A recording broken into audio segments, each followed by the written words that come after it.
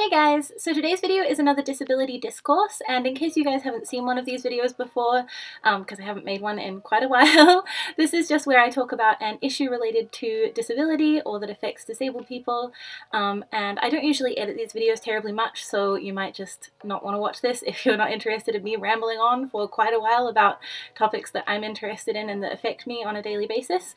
But if you are here for that kind of thing, welcome! So today's topic is going to be disability in the media, and we're going to focus on fiction and non-fiction and just some things that are quite obvious when it comes to representation of disabled characters and disabled people in the media. So I've tried to make this a little bit more positive because I don't just want to talk about like all the problems, so I've kind of broken it down into a problem and a solution that I think is relatively easy. So if you're a content creator or a writer or whatever and you want to know how to better portray disabled people or talk about disability in your work, I hope that I can offer some really easy solutions to really common issues that happen with representation in the media. So let's talk about the first issue, and that is romanticization and fetishization of disabled characters. This happens in real life a lot, but not so much in non-fiction media. This is more a fictional problem. Well, not a fictional problem, you know what I mean. So essentially this is where a disabled or sick character is romanticized and their illness is romanticized to the point where it's kind of used as a way to make a romance in a story more enticing or more romantic or whatever. So cancer is often used in this way, where you'll have a cancer patient as your protagonist who falls in love, and then their partner is their knight in shining armor or lady in shining armor and rescues them, and it's all sweet and happy. A really easy way to spot this is that writers will often only use the kind of more attractive or romantic symptoms of an illness. So for example, cancer and chemotherapy, the protagonist will be frail and pale and fragile and like a little doll and need taking care of and all this stuff, when in reality chemotherapy and cancer have some really unpleasant symptoms as well that aren't romantic at all, like vomiting and nausea and all that kind of stuff. So essentially the issue with this is that illness and disability aren't entirely positive and they aren't entirely negative. So in this case, you're making illness and disability entirely positive and romanticizing it. And this is a really big issue for disabled people in real life, because often disabilities and disabled people, especially disabled women, are fetishized as being fragile and needing to be taken care of. A lot of people have this thing where they think it's sweet for someone to be dependent on them, and so a disabled person is really easy to take advantage of in that sense. So to romanticize or fetishize disability and illness in fiction is to perpetuate that thing that disabled people are dependent on their partners and kind of just keep that stereotype going, and it's a dangerous stereotype. So the way to fix this is obviously to not do it. But I think a lot of this comes in accidentally. I don't think that a lot of writers write this way on purpose. I think a lot of this comes from a place of just not really understanding that it's harmful to do this. So a way to check that you're not doing this is, as I said before, a lot of writers will only use the positive or potentially positive side effects of a illness or disability in their writing about a romantic story. Don't do that. So look up the symptoms of whatever illness or disability you're using and just make sure that you're making a realistic portrayal of it, both the positive and potentially romantic aspects of it, and also the negative and not romantic aspects of it. So while your character who's going through chemotherapy might be fragile and pale and thin, they also might throw up all the time, or not be able to get out of bed for an entire day, or just things like that. Just try to make sure that you aren't only portraying this like perfect fragile doll kind of image, because I feel like that gets thrown around quite a lot. The other thing about this is that often characters who are being romanticized for their illness, often they'll be portrayed as fragile in every aspect. So they're fragile physically, they're fragile mentally, they need to be taken care of. And as I mentioned before, this happens quite a lot in real life to disabled people. So a way to stop from doing that is to just make sure that your character isn't fragile in every aspect. It's fine for them to be fragile in some aspects. I think every character should have areas of weakness, right? Often for disabled people, we are weaker physically than able people. However, that doesn't mean that we're weaker or fragile in every aspect. So have your character be strong in some situations, have them be taking care of other people in some situations. It doesn't always have to be that the disabled or sick person is the fragile, weak one. Okay, so I think that just about covers that one. I think we'll stick with talking about fiction for now, and I wanted to move on to using disabilities as a kind of easy way to denote evilness. Sorry, I should have figured out how to word that a bit better before I came into this video. I didn't, so that's what you get. But essentially this is things like a limp or a wooden leg or an eye patch and things like that being used as a catch-all, this person is evil kind of thing. This is really similar to using skin color in the same way. So if all of your evil characters have darker skin tones, probably a problem. If all of your evil characters are disabled or have some sort of disability, a problem. You know what I mean? So, I mean, obviously the fix to this, once again, is just don't do it. And again, I don't think that this is a conscious decision made by a lot of content creators. I think that this comes from a place of a lot of history and a lot of historical characters, like evil characters, being disabled or having like missing limbs and eye patches and things like that, or scars, just like stuff like this. So, I mean, I guess once again, the way to do this is to just be aware of it. Just make sure that you have like a list of your characters, and if you're noticing a trend in your evil characters being disabled or being darker skinned or whatever, try to change that and make sure that you're kind of balancing it out. Okay, so that is that. The next thing, I think we'll just keep going through all the like fiction ones. So the next thing I wanted to talk about is abled actors playing disabled characters. Now, I think in this day and age we're all very aware of whitewashing and white actors being chosen for canonically like black or colored person roles.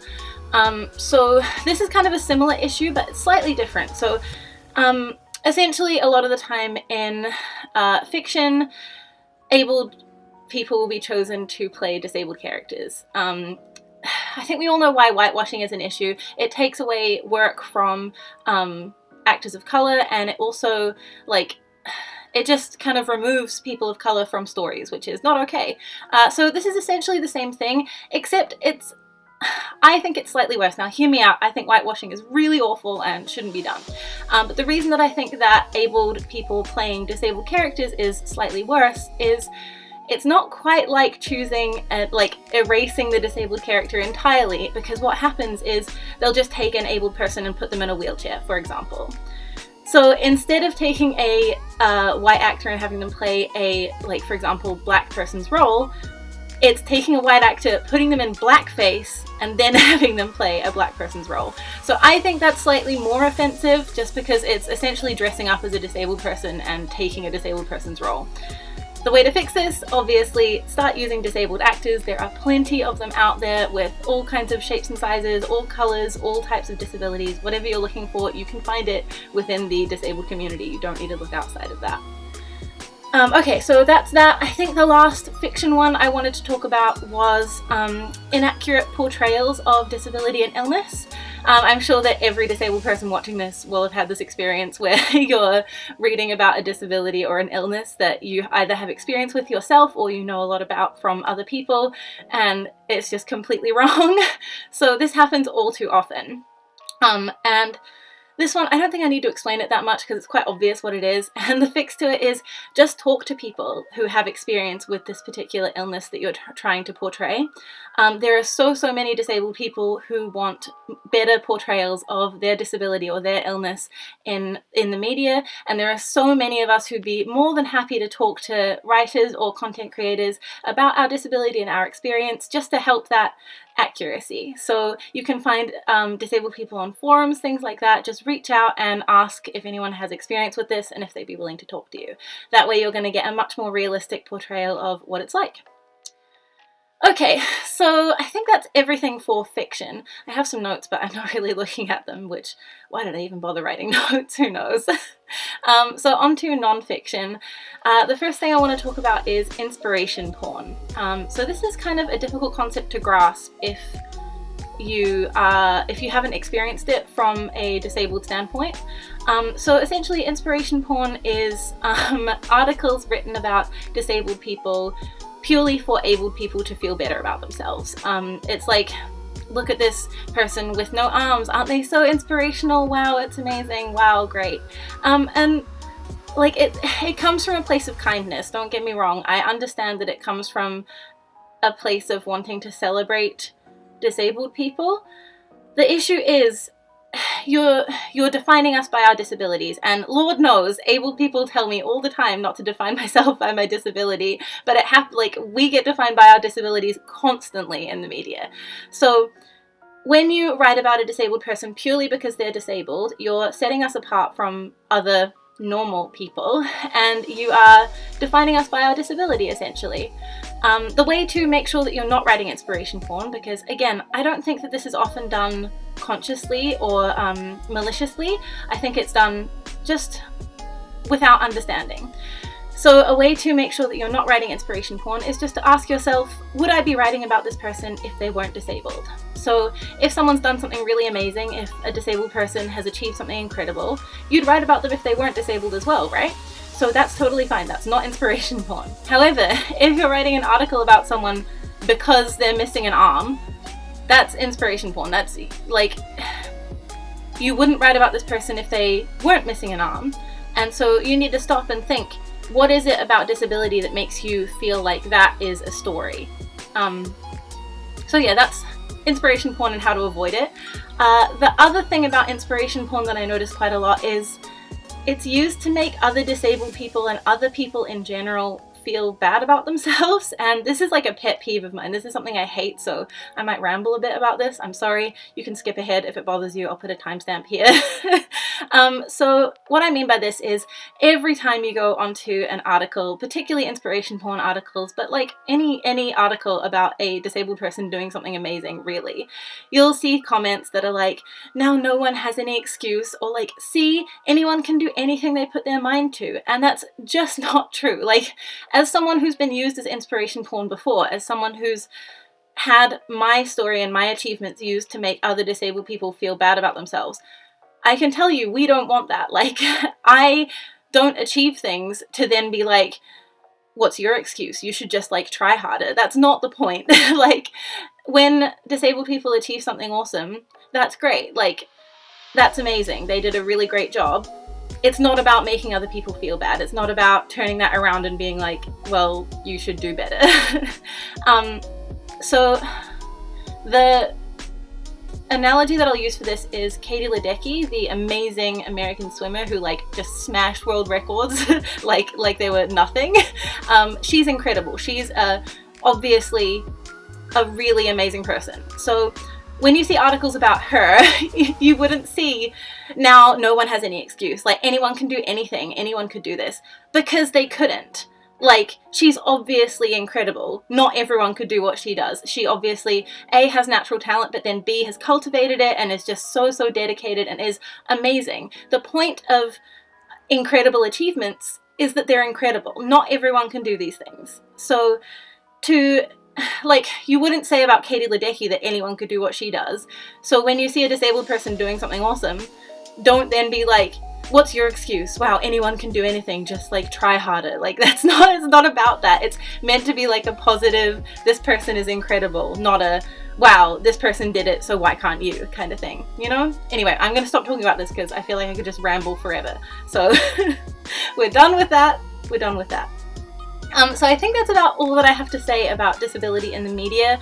There's so much more to this topic. It really, like, there's like just so many depths that I could go to, but I want to keep this quite surface level because I don't want this video to get too long, and I also I want to talk with you guys about it. So I hope that you'll leave all of your thoughts and feelings in the comments below. As always, this is meant to be a dialogue, not just me rambling at you, I hope.